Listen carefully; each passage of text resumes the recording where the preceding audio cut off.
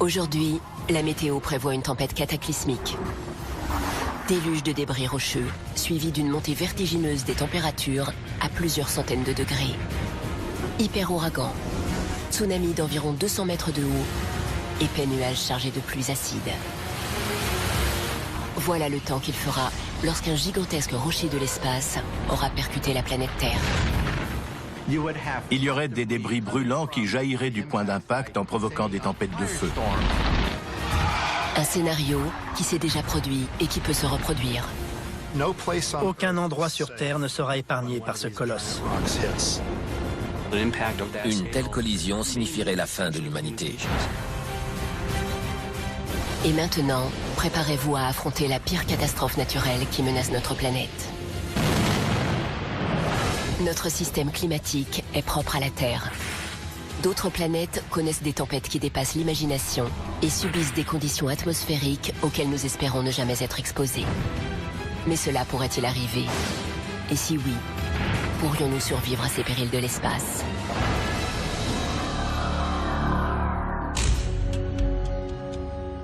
Los Angeles, en Californie. La journée s'annonce idyllique. Pas un seul nuage à l'horizon. Mais les prévisions tournent rapidement au cauchemar. Des centaines de fois plus rapide qu'une balle de fusil, ce mastodonte fonce à travers l'espace. Il déchire l'atmosphère terrestre et s'écrase au sol. L'énergie dégagée équivaut à 20 millions de tonnes de TNT.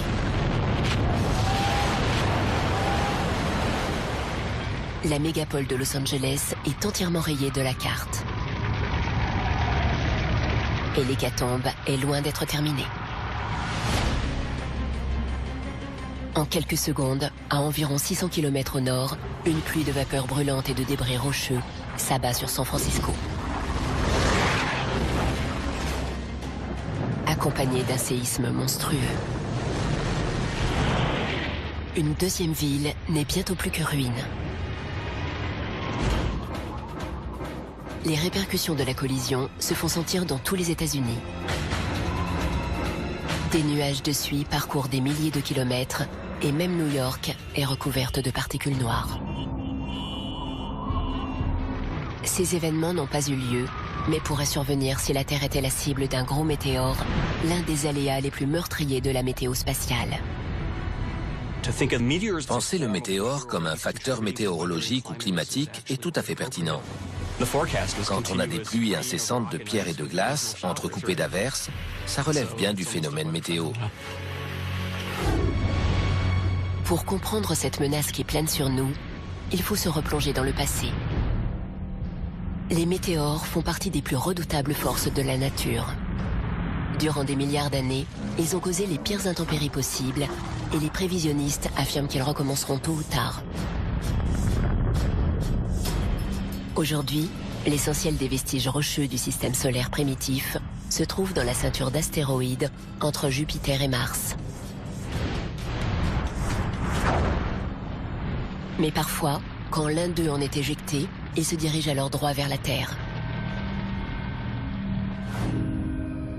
Dans l'espace, un rocher s'appelle un météoroïde. Mais dès qu'il entre dans l'atmosphère terrestre, il s'échauffe par frottement et se transforme en une boule de feu, le météore. Notre atmosphère, qui joue le rôle d'épaisse couche protectrice, vaporise la plupart des météores. Mais certains parviennent à passer à travers les mailles du filet. Lorsqu'ils tombent sur notre planète, ils prennent le nom de météorites. Et ces mystérieux blocs de roches et de métal peuvent justement bouleverser notre climat.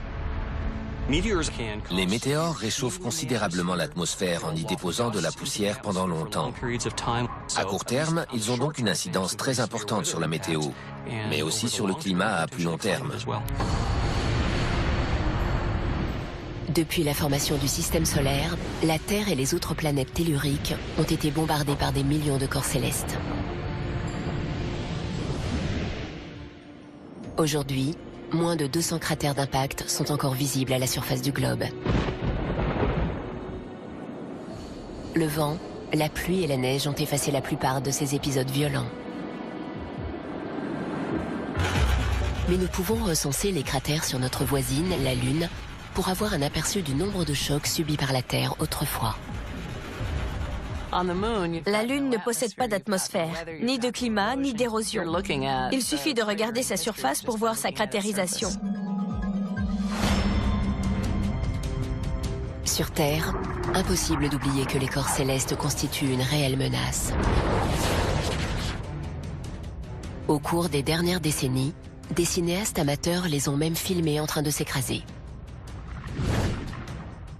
En 1992, une boule de feu a balayé le ciel nocturne pour finir sa course sur une voiture à Peekskill, dans l'État de New York. Et à intervalles de plusieurs siècles, de grosses météorites ou astéroïdes risquent d'entrer en collision avec notre planète et de chambouler notre existence. Les conséquences d'un impact dépendent de la quantité d'énergie dégagée par le météore. Les spécimens très gros, très rapides, très denses en libèrent énormément.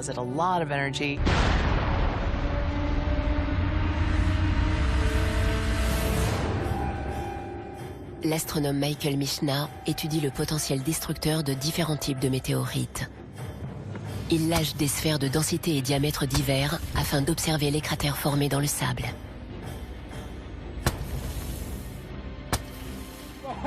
Oh la vache!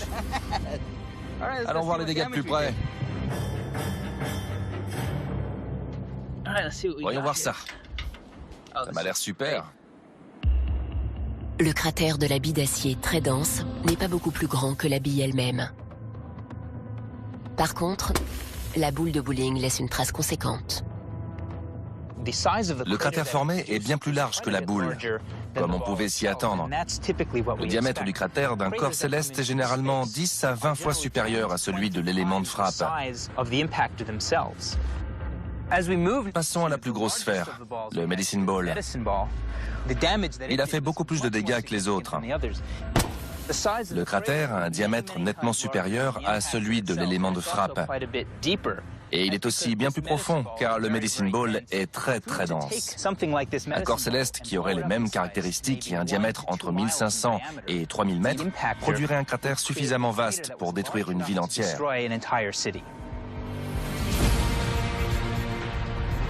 Les rochers venus de l'espace peuvent former un cratère ou raser une ville.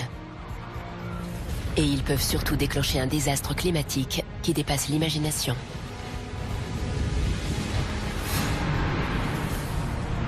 La Terre a toujours connu des catastrophes extrêmes.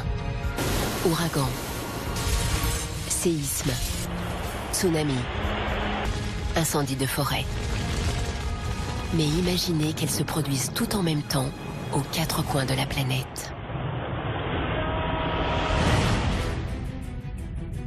Selon les scientifiques, la Terre est percutée tous les 100 millions d'années par un astéroïde capable de semer pareil apocalypse. Sachant que le responsable de l'extinction des dinosaures a frappé il y a 65 millions d'années, de combien de temps disposons-nous encore ?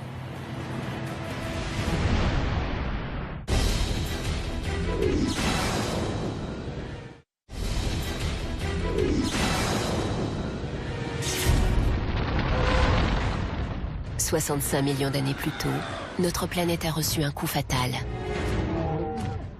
La plupart des scientifiques s'accordent à dire qu'un astéroïde de la taille de l'Everest a plongé dans l'océan au large de la péninsule du Yucatan, soit l'équivalent d'une bombe de 100 millions de mégatonnes.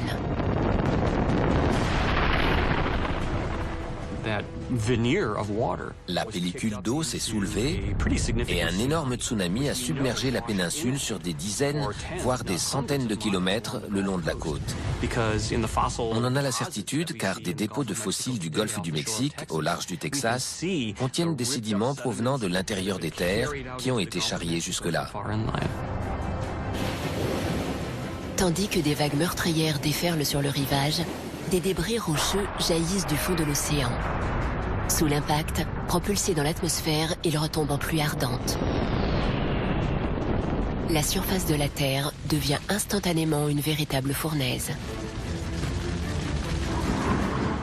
Un épais nuage de particules et de roches vaporisées envahit l'atmosphère et génère des pluies acides extrêmement toxiques. Ces rejets sont bourrés de soufre et contribuent à la formation d'aérosols, lesquels réchauffent la haute atmosphère et refroidissent la basse, d'où un changement de climat. On est passé de températures très élevées à un climat qui s'est considérablement refroidi. Surtout, les projections de particules ont bloqué la lumière du soleil et donc empêché la photosynthèse. D'où la rupture de toute la chaîne alimentaire. Ce désastre aux dimensions planétaires a duré plusieurs milliers d'années. En définitive, 75% des espèces de grande taille, dont le dinosaure, ont disparu, bombardées par les roches, brûlées vives, ou faute de nourriture.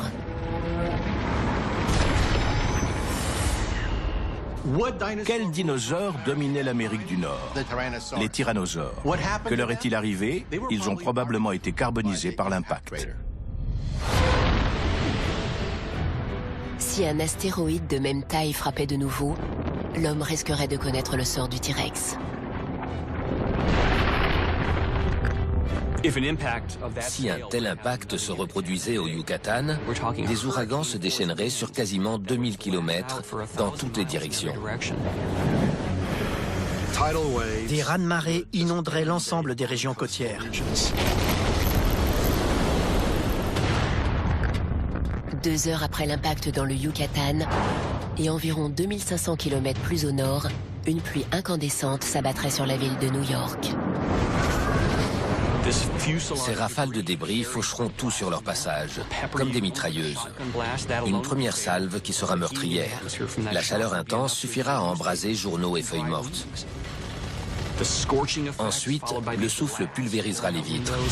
Le pont de Brooklyn et d'autres structures anciennes seront endommagées, voire totalement détruites. Et la fureur dévastatrice de l'astéroïde ne s'arrêterait pas là. Des feux de forêt se déclareraient partout. Les pluies acides se généraliseraient. Les températures grimperaient en flèche. Même dans notre monde moderne, un crash pareil risquerait de nous anéantir.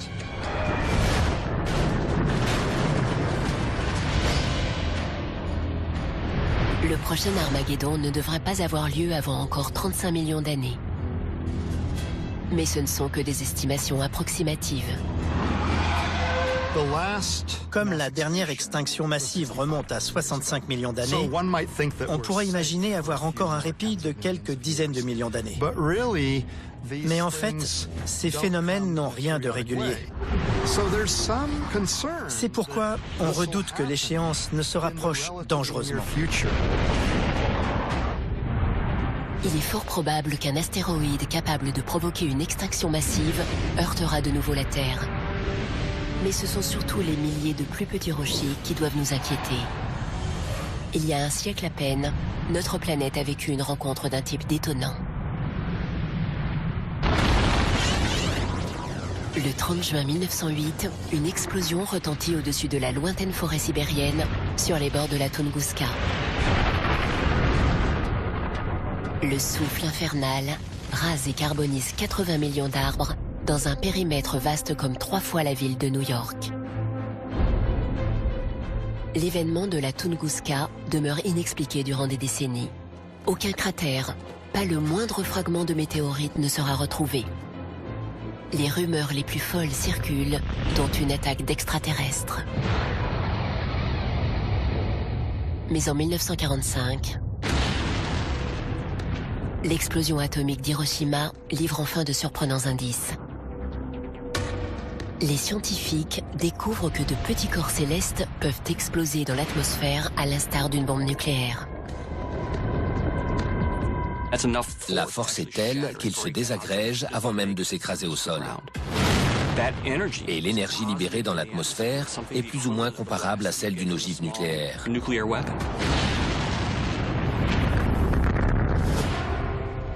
Les scientifiques sont désormais convaincus qu'un météoroïde, grand comme un demi-terrain de football, est entré dans l'atmosphère au-dessus de la forêt sibérienne. Lui s'est pulvérisé au contact de l'atmosphère. Mais le souffle brûlant, engendré par l'explosion, s'est propagé à travers la toundra. Bilan, plus de 2500 km² carbonisés. L'onde de choc et le vent produits par un impact éclipsent, si je puis dire, nos plus grosses tempêtes. On ne voit pas de cratères, juste des arbres qui ont été aplatis. Comme si une main géante venue de l'espace s'était abattue sur la forêt en l'écrasant dans toutes les directions. Heureusement, la zone du désastre n'était pas habitée et personne n'a été tué. De mémoire d'homme, l'événement de la Tunguska serait le plus gros impact de météoroïdes connu.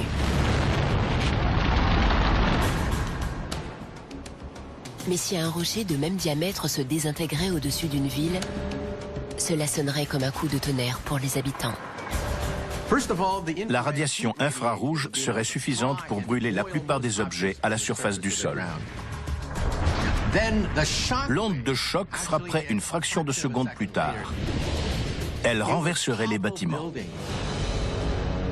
Imaginez le météoroïde de la Tunguska qui exploserait au-dessus de San Francisco. Gratte-ciel emblématique de la ville, la pyramide Transamerica possède une large base tronconique ainsi que des poutres contre-vent afin d'assurer une meilleure résistance aux forces horizontales et verticales.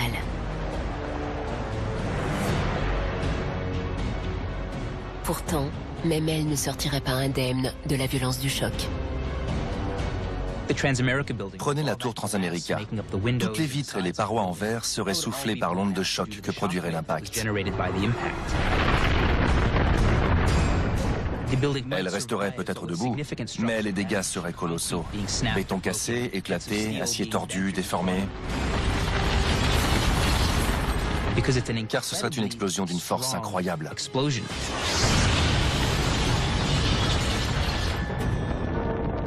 D'après les estimations, un météore de ce type traverse l'atmosphère terrestre à peu près tous les 100 ans. L'événement de la Tunguska, qui date déjà de plus d'un siècle, est un rappel à la réalité.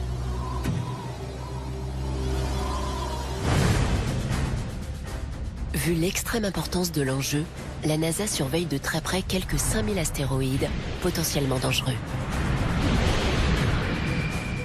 Plus vastes qu'un terrain de football, ces rochers de l'espace pourraient s'aventurer à moins de 7 500 000 km de la Terre.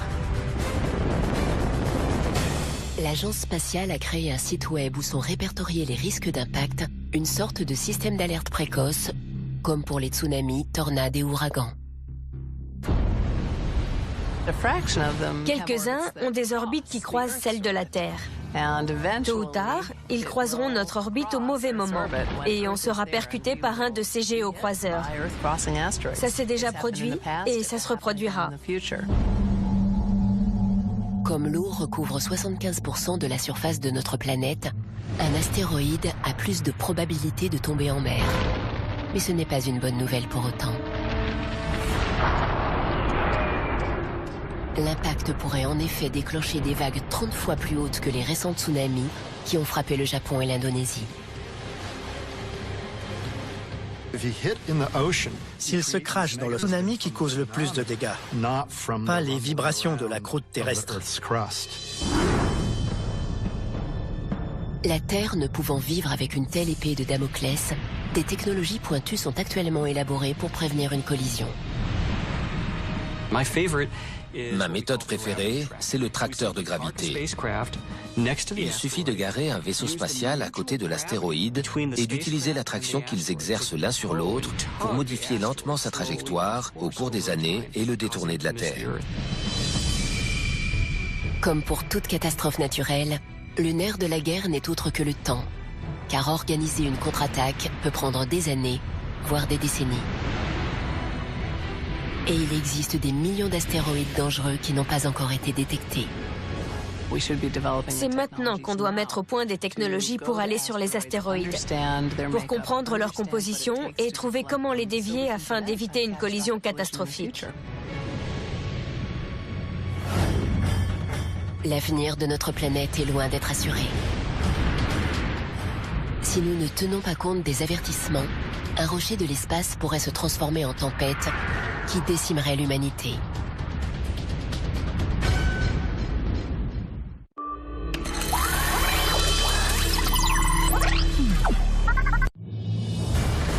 Il frappe subitement.